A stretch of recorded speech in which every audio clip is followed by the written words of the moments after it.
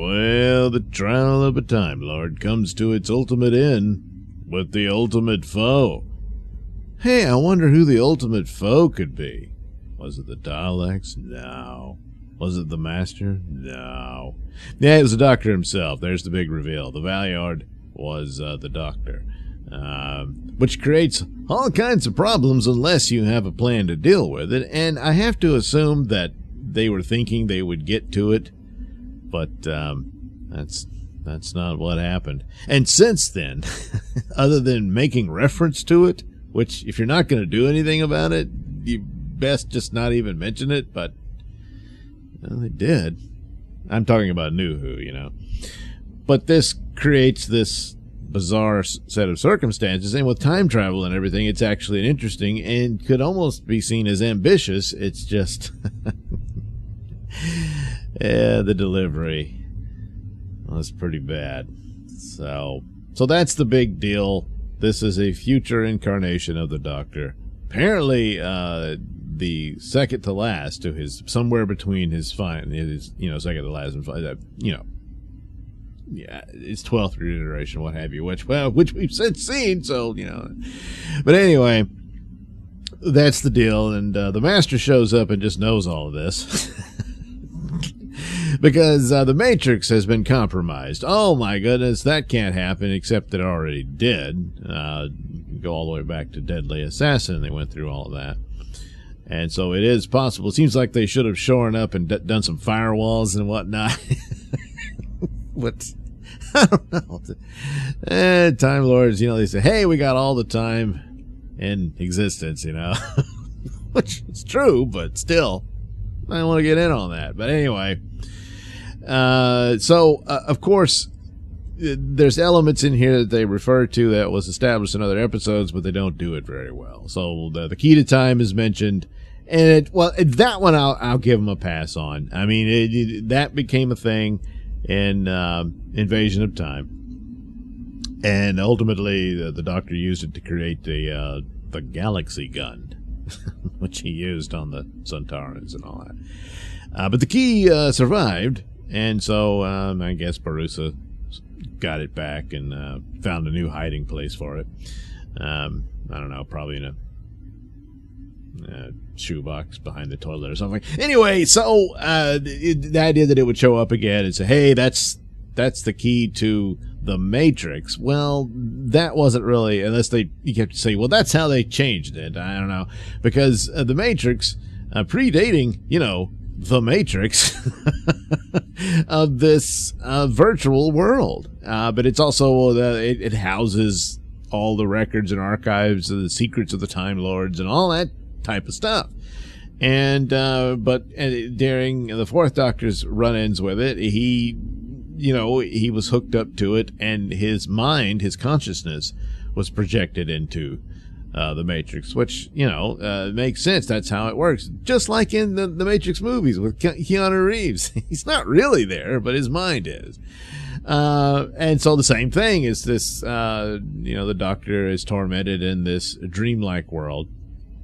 But he ultimately, wins. The other guy died and all that stuff. And then later on, you have the Fifth Doctor, who is more than just his consciousness projected. So his whole body is projected into it to hold him captive for the time being at the time. But it was a bait and switch in that he was seemingly executed. He was supposed to be disintegrated. But basically, sort of like the Tron movie, if you want to, where Jeff Bridges got disintegrated and then molecularly transported into the video game world. Same thing happens with the Fifth Doctor there. You say that he was teleported there. So there's that. Here, well, it's just a door. You open it and you walk in. And it's right, just happens to be right outside the courtroom. Just anybody can go in there. So, but the Time Lords really come across looking really stupid in this thing. So, that's it. The Valeyards found out, and he escapes into the Matrix. The Doctor follows. He's tormented by all these illusions and whatnot. Yeah, Glitz shows up again to round out the story, along with Mail. We never really get, I guess that's another thing that I suppose had Colin Baker continued on for another season, they would have had the introductory story for Mel, and they could have followed up on the Valeyard again and perhaps retcon it out or finish it off or explain it, or they just kept it going. I don't know, but you see the problems it creates. At the time, it says, well, it's the 6th Doctor. The next one we do would be the 7th. We got time to worry about this later, should the show survive, which it didn't. And, well, stuff like this, you can see why. So, you know, of course, it would have to be. The fact that it hasn't been addressed since is just sloppy and lazy. And the constant thing of, well, you know, Doctor Who canon was never really all that solid. That's just laziness. After a while, boy, it's a lot of adventures and some of that stuff, and you can't go back to Hartnell's early days where they were mapping it out and didn't quite figure it out yet. And so they said some things about him being a human from the future and stuff like that. Yeah, I know, but that's at the beginning. They get a pass on that. You don't. It's decades later. So, you know, it should have been addressed. It actually makes an intriguing story about time travel and stuff like that, and a means by which you could get there. The missed opportunities here for such a serious thing, for why would the Doctor be like this in his future? You know, what happened? They talk about this deal about what the Time Lords did to the Earth, and it shows the Time Lords very much capable of, well, evil and all that stuff. And that's a bit of a scandal, and it's just thrown out there, and they just sort of forget about it. Apparently, a civil war breaks out back on Gallifrey. They come in, oh, no, wow, that's terrible. And then the Master says, ha ha, now's my chance to take over. But, you know, he falls for the Valeyard's trap, and once again, he's stuck. How could he possibly escape? Well, he does, you know. So, all that stuff is just tossed around, but again, I suppose perhaps they would have addressed it in a follow-up season.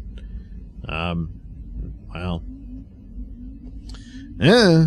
So yeah, the Matrix is walking through a door. But I guess, you know, there's, hey, once you could beam yourself into it, I guess hey, how about we just make a door where you could walk into it? Yeah. And don't worry, only the key to Rassilon can open it, but just about anybody can get one, which is what happened. Yeah, we just made a copy of it. So, you know.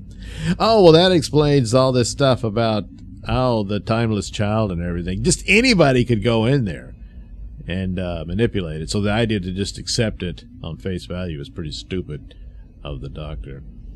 But that was the worst Doctor, wasn't it? Yeah, so far. Yeah. It's going to be, you have to really screw up to take the title. But, but then wouldn't the Doctor know this? Yeah, you would think. But again, hey, the canon's nebulous and whatnot. So it's like the elements of something that could have been really fascinating and cool, but it was just never going to happen. And they can't really. It says, hey, the BBC was breathing down their necks at the time, and there was forces actively wanting to just, scrap the show altogether. And almost did several times, all this type of stuff. But so they didn't have any support, but the lack of money and whatnot. You had sets that were fine enough for this story. It just, you didn't know how to utilize it. I've seen other shows that were magnificent, and they didn't have any money either. You just got to know how to frame your shots and what have you. And that's true to this day. Despite all the new cool technology one has, I mean, just look, stark difference between something like Obi-Wan, when you had that technology to film your whole films and alien worlds and everything, and it looks like crap. It's just because you don't know how to utilize it. Other people do it, and it looks great. So it's not really a good enough excuse for just concept and story and whatnot. The idea of following through on it, which they just didn't get the chance to. They could have done it with Sylvester McCoy.